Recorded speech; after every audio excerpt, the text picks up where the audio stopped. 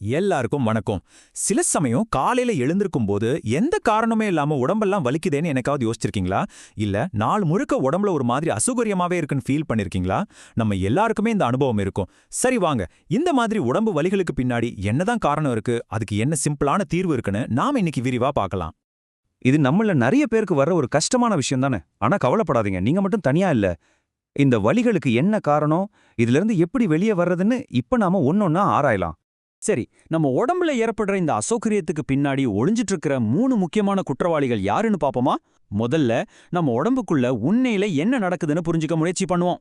நம்ம உடம்பு வலிக்கிறதுக்கு முக்கியமான காரணம் சரியில்லாத ரத்த ஓட்டம் தான். யோசிச்சு பாருங்க, நம்ம உடம்புல இருக்கிற ஒவ்வொரு செல்லுக்கும் சாப்பாடும் ஆக்சிஜனோ கொண்டு போறது யாரு? இந்த ரத்தம் தான். அப்ப அந்த ரத்த ஓட்டத்துல ஒரு தடை ஏற்பட்டா அங்கதாங்க பிரச்சனை ஆரம்பிக்குது. இப்ப இந்த படத்தை பாத்தீங்கன்னா உங்களுக்கே புரியும். ரத்த குழாயில ஏற்படுற அடைப்பு ரத்தம் சீரா போறத தடுக்குது. இதுக்கு ஒரு உதாரணம் சொல்லணும்னா, ஒரு ஆத்துல குறுக்க ஒரு அணை கட்டுற மாதிரி தான். இதனால உடம்புல இருக்கிற திசுக்களுக்கு தேவையான சக்தி கிடைக்காது. அப்போ என்ன ஆகும்? அங்க தேக்கமும் வலியும் தானா வந்துரும். அடுத்ததா 2வது குற்றவாளி யாருன்னு பார்க்கலாம். நம்மளோட மூட்டுகள் தான். நம்ம மூட்டுகள்ல இருக்கிற அந்த இயற்கையான குஷன், அதாவது அந்த மசக பொருள் குறைஞ்சு போன என்ன ஆகும்னு இப்ப பார்க்கலாம். பொதுவா நம்ம மூட்டுகளுக்கு நடுவுல ஒரு எண்ணெய் மாதிரி ஒரு திரவம் இருக்கும். அதுக்கு பேரு சினோவியல் திரவம். இந்த திரவம் தான் நம்ம எலும்புகள் ஒன்னோடு ஒன்னு உரசாம ரொம்ப ஈஸியா நம்ம அசைறதுக்கு உதவுது. இந்த முக்கியமான திரவம் குறைஞ்சு போனா என்ன ஆகும்னு நினைக்கிறீங்க? இந்த படத்துல பாக்குற மாதிரி தான் எலும்புகள் நேருக்கு நேரா உரச ஆரம்பிச்சிடும். இதனால உடம்புல ஒரு விரைப்புத்தன்மை வரும். நாம ஒவ்வொரு தடவை அசையும் போதும் தாங்க முடியாத வலியையும் இது உண்டாக்கும். சரி, இப்ப 3வது கடைசி காரணத்துக்கு வரும். அதுதான் நாம பயன்படுத்தாத தசைகள். நம்மள நிறைய பேர் ரொம்ப நேரம் ஒரே இடத்துல உட்கார்ந்து வேலை செய்யறோம் இல்லையா? இல்லனா பெருசா உடற்பயிற்சி எதுவும் செய்ய மாட்டோம். அப்படி இருக்கும்போது நம்ம தசைகள் எல்லாம் விரைச்சு போயிடும். சில சமயம் இது பக்கத்துல இருக்கிற நரம்புகளை அழுத்தி வலியையும் உண்டாக்கிடும். இதை இன்னும் சிம்பிளா புரிஞ்சுக்கணும்னா இப்படி யோசிச்சு பாருங்க. நம்ம தசைகள் எல்லாமே அசைறதுக்காகவே உருவாக்கப்பட்டிருக்கு. நாம அதை சரியா பயன்படுத்தாம விட்டுட்டா அது துருப்பிடிச்ச ஒரு மெஷின் மாதிரி விரைப்பாயிடும், சரியா வேலை செய்யாது. சரி, இவ்ளோ நேரம் பிரச்சனைகளை பத்தி பேசிட்டோம், போதும். இப்ப ஒரு நல்ல விஷயத்துக்கு வருவோம். இந்த எல்லா வலிகளுக்கும் தீர்வு ரொம்ப ரொம்ப சிம்பிள். அது உங்க கையிலேயே இருக்கு. ஆமாங்க, இதுக்கு தீர்வு பெரிய மருந்தோ மாத்திரையோ இல்ல. நாம தினமும் செய்யற சின்ன சின்ன அசைவுகளும் ஸ்ட்ரெச்சிங் பயிற்சிகளும் தான். ஆனா இந்த சிம்பிளான அசைவுகள் எல்லாம் எப்படிங்க இவ்வளவு பெரிய மாற்றத்தை கொண்டு வரும்? இதுக்கு பின்னாடி ஒரு அறிவியல் இருக்கு. வாங்க பார்க்கலாம். இது நம்ம உடம்புக்கு 3 முக்கியமான வழிகள்ல உதவுது.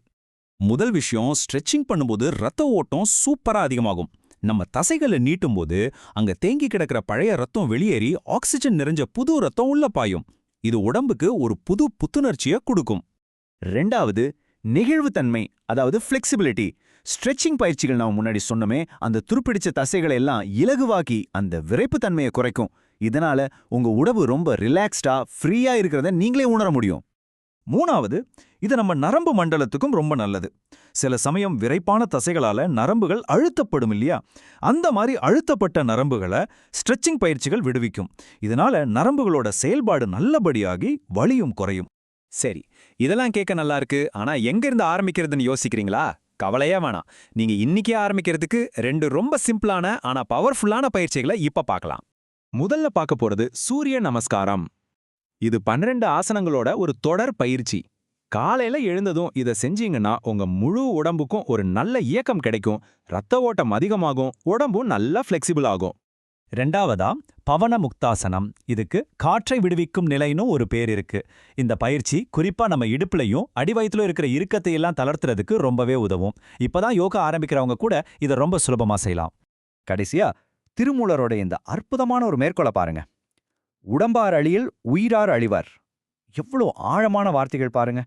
நம்ம உடம்பு சரியில்லாம போனா நம்ம உயிரும் நம்ம ஆற்றலும் கூடவே அழிஞ்சிடுன்னு சொல்றாரு. உடல் ஆரோக்கியம் எவ்வளோ முக்கியம்னு இது நமக்கு உணர்த்துது. அதனால இந்த ஒரு கேள்வியோட நான் உங்களை விட்டுட்டு போறேன்.